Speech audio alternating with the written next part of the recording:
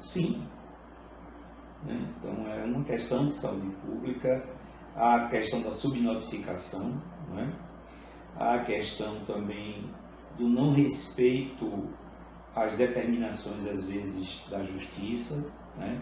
Então, recentemente atendi uma senhora na qual o ex-companheiro havia sido proibido de se aproximar dela, e ele, além de se aproximar, né, eles têm um filho em comum, ele ainda manda, após ter tido audiência,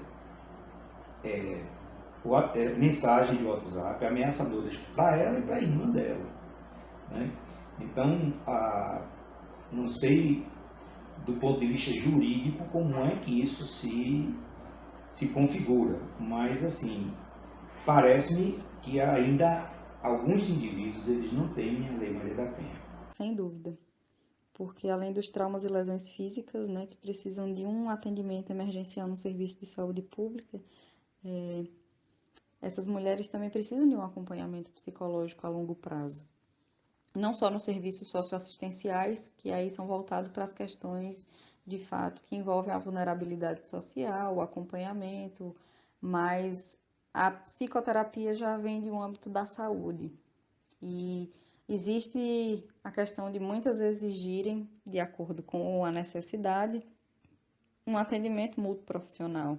Então, gera um impacto nos cofres públicos no âmbito da saúde e por a violência não ser algo da esfera privada, a violência contra a mulher, é uma demanda que chega frequentemente para os serviços de saúde, desde a atenção básica até a alta complexidade. Então, ela é uma questão de saúde pública muito importante, que as políticas públicas precisam estar cada vez mais efetivas, atentas e atualizadas, né? Oi, da polícia. Sim, polícia militar. Oi? Alô, pode falar. O meu marido tava me espancando. Quem? O meu marido. Seu marido? Eu consegui correr e deixar meus 2 filhos ali. Eu tô toda machucada.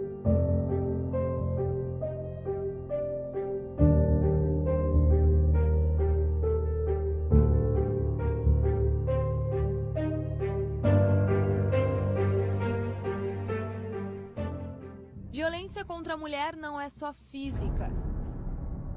Dentre as previsões da Lei Maria da Penha, existe sim a violência psicológica. Pode acontecer nos relacionamentos curtos ou longos.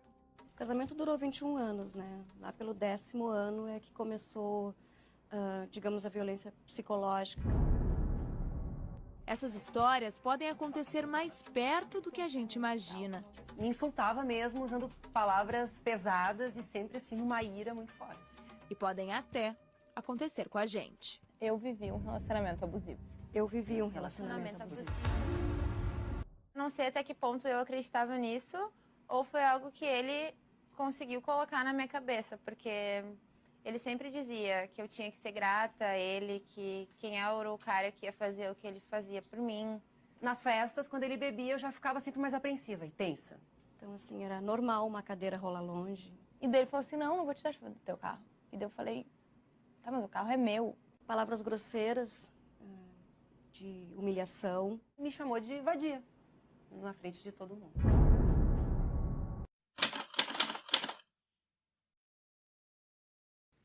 Lá no atendimento emergencial, né, nos setores de emergência, essas mulheres costumam se apresentar basicamente, né? O que a gente consegue identificar. Fragilizadas emocionalmente, porque já vem de um processo de violência que culminou na violência física e por isso precisaram de um atendimento emergencial, um serviço de saúde.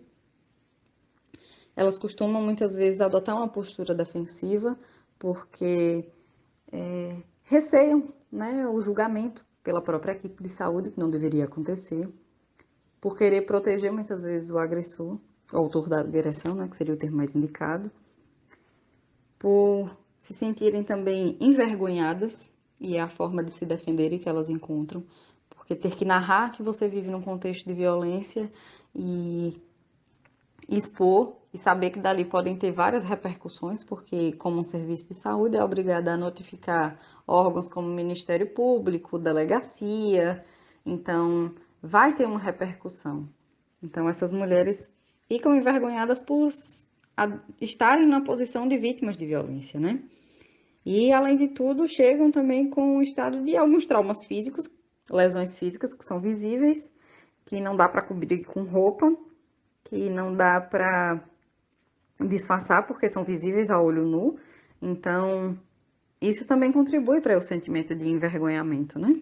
Muitas delas, o estado é realmente de muito medo, né? Muito medo, muita insegurança. Porque tem a questão da dependência também financeira das mulheres, né? E a patrulha também age, a menina também trabalha nesse sentido de encorajamento, né? De que ela é capaz de viver, né? De ter viver sem, financeiramente, se sobreviver sem a depender daquele agressor. Então, digamos assim, a autoestima da mulher está lá embaixo, né? Outra questão, acho que o maior fator é esse, a questão da autoestima. Você vê uma mulher que sofreu vários tipos de agressões e tentando sair por fim do relacionamento e se sentindo ali perseguida, né, pelo seu ex-companheiro. E muitas das vezes ela esconde isso dos familiares, dos amigos, e tem vergonha. Então, quem poderia dar forças a ela, familiar, né, amigos. Como ela esconde, aí onde encontrar forças? E aí termina, né, encontrando na equipe da Patrulha da Mulher, através das assessoradas femininas. Mas realmente são muitos casos em que encontra a mulher ela é muito fragilizada, autoestima lá embaixo. E aí é importante o trabalho do Centro de Referência de Atendimento à Mulher, que é uma das primeiras providências que a gente adota também na primeira visita, é encaminhar ela. Existem situações até em que a mulher está tão debilitada que ela é incapaz de procurar atendimento psicológico. A gente, né, dá o encaminhamento e ela é incapaz de ir até o centro de referência buscar atendimento. Aí nesses casos a gente age colocando ela, agendando, colocando ela na viatura e também levando até o centro de referência. Porque ela está tão debilitada que é incapaz de procurar por si só os seus próprios meios para atendimento.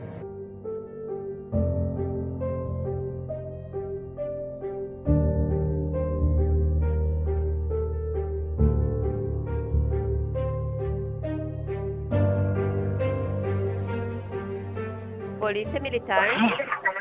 Tá dando briga aqui em casa, o meu pai, ele quer bater na minha mãe. Ele tá ameaçando colocar fogo na casa. Se vem rápido, pelo amor de Deus. Ele tá ameaçando minha mãe. Por favor, eu preciso de ajuda. O meu namorado tá me agredindo. Agora eu preciso de ajuda. Você encontrar no meu celular vai ser pior. Tô te avisando. Perto. Ele mora perto do dele. Polícia Militar. Eu abri a porta e eu fui sair do carro. Botei o meu pé pra fora, ele me puxou, eu bati minha cabeça, o meu óculos voou longe. Ele já tinha me jogado contra a cama, já tinha me segurado contra a parede e posto a mão na minha boca, assim, com força, sabe? Pra eu não gritar, porque eu gritava às vezes. Ele tinha muitas crises de ciúme, ele pegou minha nécessaire e jogou pela janela todas as minhas coisas. E eu te confesso que eu sentia vergonha. Era a única coisa que eu sentia, vergonha. Eu criava justificativas pra viver aquilo, enquanto ele se alimentava de algumas fraquezas minhas. Ficava com medo. Não era um soco na cara, mas era agressão. E isso eu não via. Às vezes eu chegava a pensar, será que eu não tô sendo ingrata? Eu me fixava nas coisas boas e hoje eu vejo que eram muito poucas. Eu dizia, não, mas a gente gosta de viajar. Sim, a gente viajava, mas a gente brigava. É estranho, a sensação é que a gente não consegue perceber o que está acontecendo ali no momento. Porque é uma espécie de manipulação. As mais comuns são a ameaça, né, os xingamentos, né, a injúria, difamação, calúnia, a violência física, a violência patrimonial e a violência sexual, nessa ordem. Existem relatos que nos deixam estarrecidos, né, da tamanha brutalidade do agressor para com a mulher. Né? A gente fica imaginando como é que a mulher suporta, né, tamanha agressão. Os processos vêm instruídos com as informações para a gente. Vale até a pena, vale ressaltar que todas as informações já é confidencial, né? nós precisamos conhecer, porque sabemos o que é que vamos encontrar pela frente, né?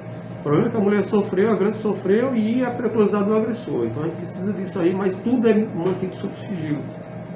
Então, tudo que ela fala para a equipe é mantido sob sigilo. Então o mais frequente é isso, são agressões físicas, né? Mas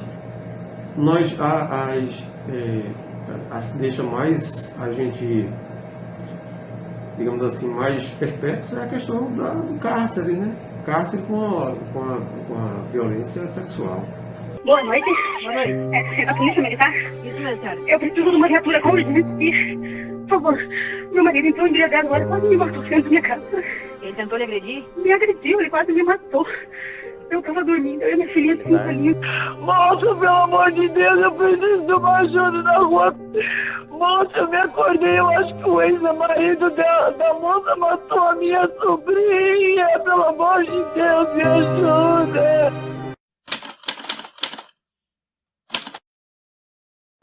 O agressor não tem perfil, não importa a classe social, idade ou status.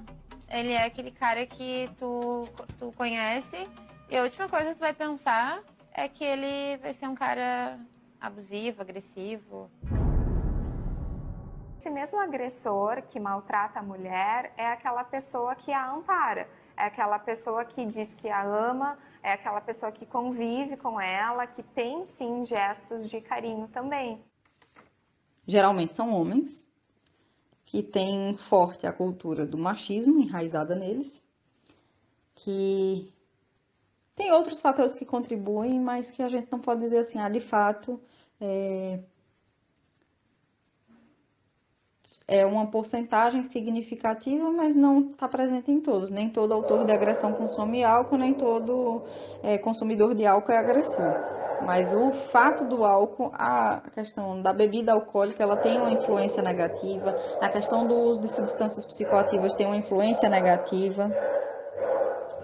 A questão de outro socioeconômica, financeira, também tem um impacto. E eu acho que seria isso basicamente. Eu acho que a grande maioria dos problemas está ligada a transtorno de personalidade. Não seria muito transtorno intermitente explosivo, não. Seria um transtorno de personalidade grave. Bom, o perfil do transtorno de personalidade, em geral, é aquela pessoa que para a sociedade é uma pessoa ótima, tranquila, respeitadora, né? E convive muito bem socialmente com as outras pessoas, mas em casa ele é um tirano, né? Então tem muito esse perfil de como eles conseguem se escamotear, de serem lobos em peles de carneiro, né? Então é muito comum isso das pessoas depois, mas a gente não esperava isso dele, ele era tão cortês, tão educado, não parecia que fosse capaz de fazer tal violência, né? Mas esse é o perfil básico da questão do transtorno de personalidade. É interessante que, assim, na verdade, não tem classe social, né? Nós recebemos medida protetiva aqui de vítima de condomínios, de prédios luxuosos aqui na Orla de Petrolina, por exemplo. Né? Se bem que, logo no início, elas dispensam as visitas, né? Diz que não faz necessário. Continuaram com a medida protetiva, porém não faz necessário as visitas, porque mora em condomínio fechado, tem controle, de certa forma, sim. Alguns condomínios aqui têm controle de portaria rígido, mas sabemos também que é a questão da vergonha, né? A vergonha de a viatura estar chegando ali visitando. Mas existem outras situações que não, que mesmo sendo condomínios, né, ou prédios, né, de classe média acima, recebem a equipe, não tem medo. Agora a faixa etária, a faixa etária maior está entre 20 a 35, mas vale a pena ressaltar que tem senhoras, né? Senhoras aí de 45 a 56 anos de idade que chegam às medidas protetivas aqui, né? Na verdade não tem, a questão é bem diversificada, né?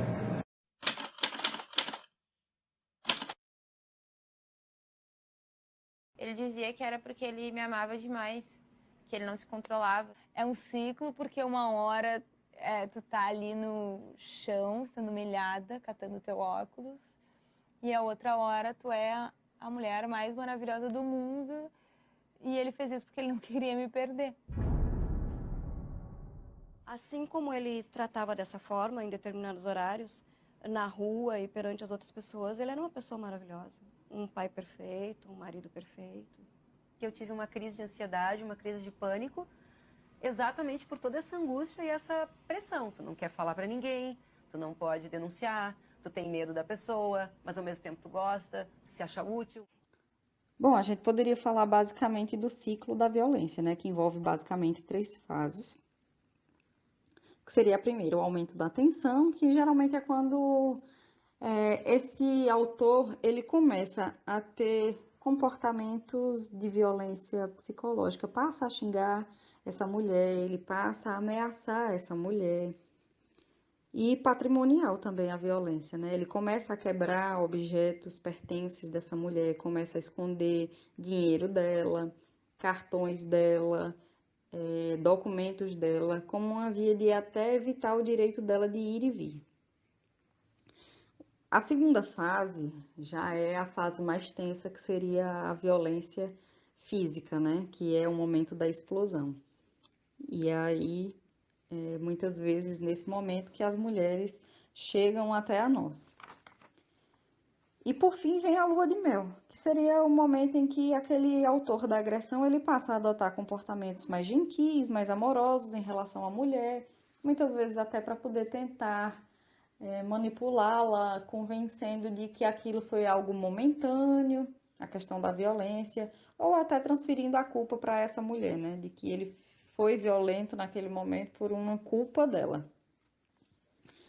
E a gente percebe que esses ciclos de violência, eles passam a ser mais frequentes e cada vez mais graves. Então, muitas vezes, a mulher vai chegar no hospital para ser atendida, não na primeira vez que sofreu uma violência física, mas já de uma outra vez que sofreu a violência física e teve um agravo. Muitas vezes chegam lá para a gente por questão de dores, por estarem gestantes, e aí às vezes também tem uma antecipação do processo de trabalho de parto. Então as crianças podem nascer prematuras, decorrentes dessas agressões, ou por conta dos traumas e lesões visíveis que não tem como cuidar apenas em casa, né? Veja só, a mulher, para ela vir sofrer uma violência física, né, a violência patrimonial, né, enfim, primeiramente ela passou pela violência psicológica, né? Essas outras violências estão sempre acompanhadas da psicológica. Então, antes dela vir sofrer uma agressão física, ela vem sofrendo ali psicologicamente, né, há muito tempo. E aí, muitas das vezes, para ela não dar um basta, para ela não conseguir sair daquela situação, chega um ponto que é a evolução, né? Então, o agressor, ele hoje dá um tapa, aí fica por isso mesmo, a mulher perdoa, aí amanhã dá 2, aí vai evoluindo, né? Vai aumentar. A intensidade da agressão, ela vai aumentando e tende a aumentar cada vez mais. Então começa com o psicológico, vai ficando por ali mesmo, né? Ignorando, né? Não deixa pra lá. Sabemos, né, as razões, muitas vezes questão de filho, condição financeira, né? Por várias questões ela deixa de denunciar, vai deixando pra lá, né? Vai achando que o companheiro vai mudar, né? E isso vai só fomentando, potencializando a agressão, né, por parte dele.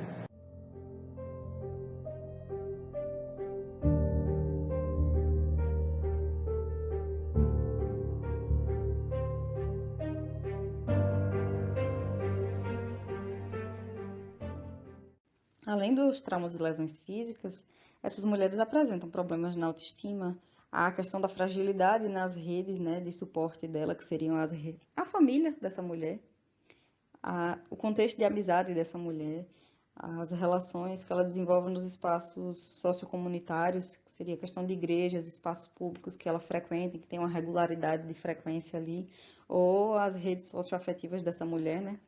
Há um prejuízo e um afastamento por conta do contexto da violência.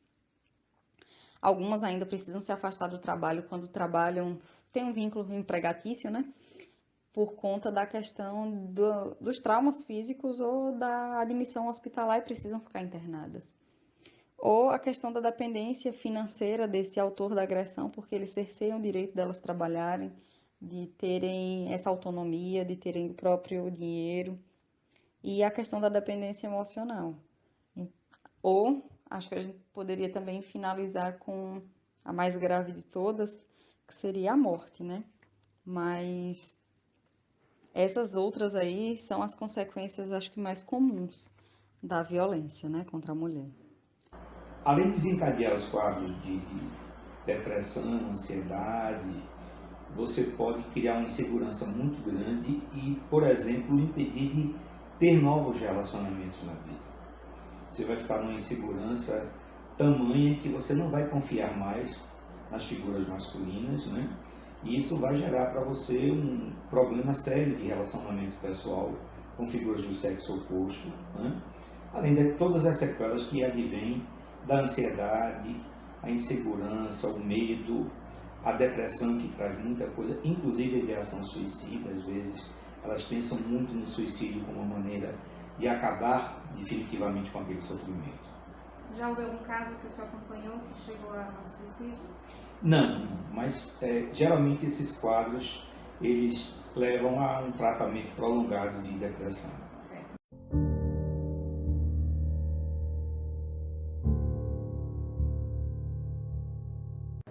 Nos primeiros meses da pandemia, nos 2 primeiros meses não, mas no terceiro mês em seguida, adiante, houve um aumento dos casos.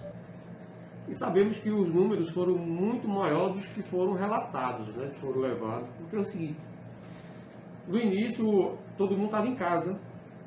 Você imagina um homem agressivo, mas que sai todo dia para trabalhar, né? Chega em casa à noite, então o período ali de convivência é menor, a possibilidade de agressão é menor.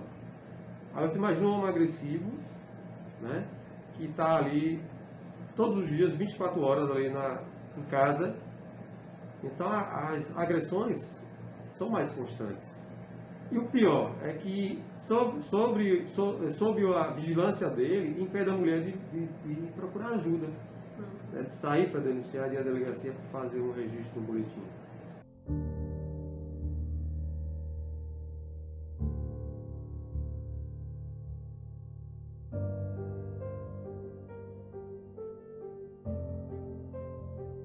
A questão do machismo seria um fator que a gente poderia destacar como o motivo do feminicídio.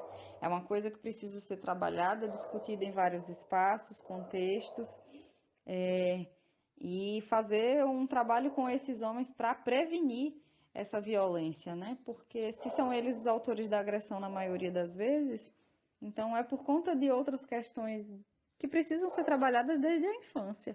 O machismo, ele é enraizado na cultura porque a gente só vem discutir muitas vezes as consequências, a gente não trabalha as causas. Infelizmente, em Juazeiro existem casos de feminicídio, né? Agora, o que a gente pode perceber é que nos casos de feminicídio, normalmente, as mulheres nunca procuraram a delegacia para registrar qualquer tipo de ocorrência, né? Assim, a gente vê muito nos casos de feminicídio que as vítimas nunca procuraram a delegacia da mulher para algum tipo de, né, de registro.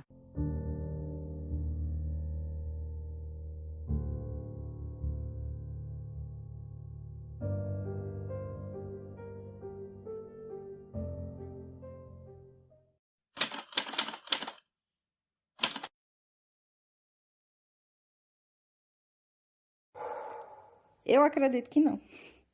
Rigidez em lei não é algo que vá evitar com que as pessoas cometam crimes. A gente tem um Código Penal aí que ele tem leis que são duras em muitos fatores. Outras pessoas não costumam olhar porque querem ir pela via da vingança, né? Condenam uma prática, mas acabam sendo a favor da própria prática que dizem condenar. Então, eu acho que rigidez em lei, não. A gente precisa não só olhar, como eu disse, né, para a questão das consequências, a gente precisa trabalhar as causas. A gente precisa de políticas públicas mais efetivas. A gente precisa garantir espaço para esses homens serem cuidados, porque o machismo faz os homens sofrerem também. Eu não estou dizendo em nenhum momento que eles são as maiores vítimas, pelo contrário. As maiores vítimas acabam sendo as mulheres porque pagam pelo machismo com a própria vida, né? Mas esses homens, a partir do momento que você olha para eles como sujeitos que precisam de cuidado, ressignificar a questão do machismo, aí de fato você consegue ter um trabalho e reduzir a questão da violência. Eu não sei se seria a solução, mas eu acho que em boa parte inibiria muito, né? Se você tem uma condição na qual você vai cumprir um tempo de privação de sua liberdade, né, com menos oportunidade de ter uma progressão de regime, eu acho que isso inibiria muita gente, né? Eu acho que sim, até porque no Brasil, de forma geral, você tem um arcabouço legal no qual as pessoas não respeitam muito. É como se a lei fosse uma letra morta, né? Eu não sei se seria a única solução, mas eu acredito que poderia ser sim um caminho a ser trilhado também.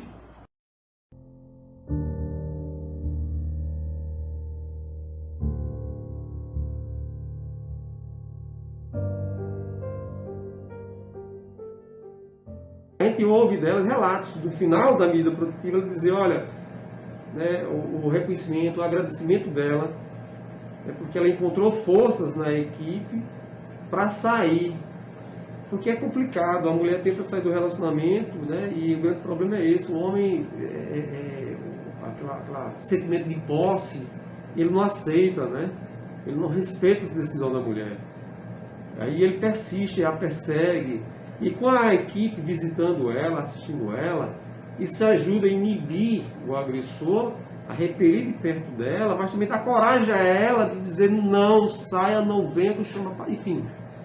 A grande recompensa é essa, de ver no final da medida protetiva depoimento de muitas delas agradecendo e dizer que a vida dela se transformou, que a vida é outra, se sente mais encorajada.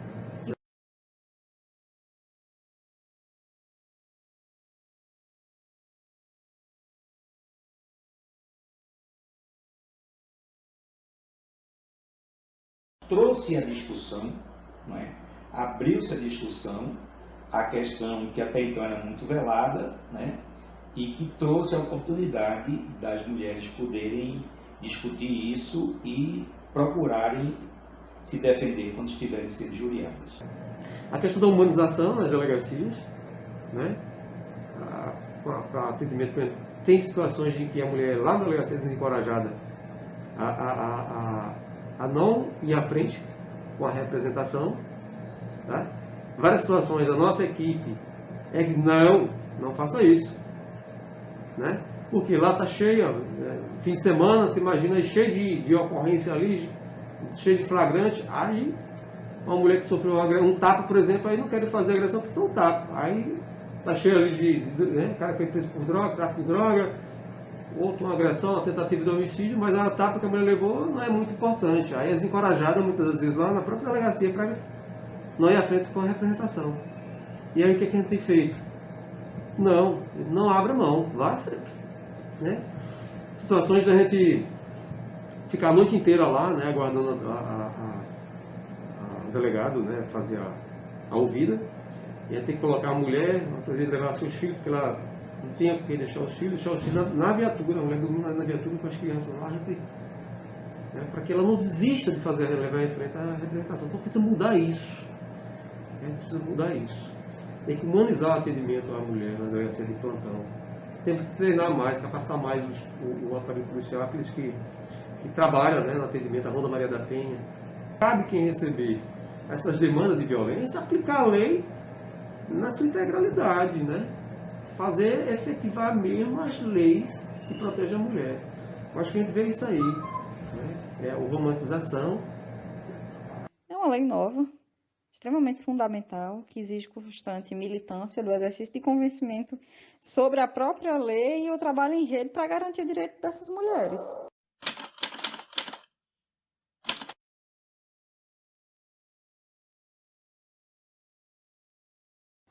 Eu acho que a gente precisa deixar claro para essas mulheres que elas não estão sozinhas. Que elas busquem ajuda, né? Elas busquem ajuda o quanto antes, né? E que não tenham a ilusão de que vão transformar ninguém. Porque a transformação de si próprio já é uma tarefa muito árdua e difícil. E a do outro, eu acho que é quase impossível. Hoje eu vejo que amor é uma coisa que tu constrói. E para tu construir algo forte, imponente, tu tem que construir com muita dedicação e cuidado. Hoje nós 4 superamos esses relacionamentos abusivos e vivemos o amor de uma forma bem diferente. Nós conseguimos, você também é capaz. Se você vive um relacionamento abusivo, denuncie.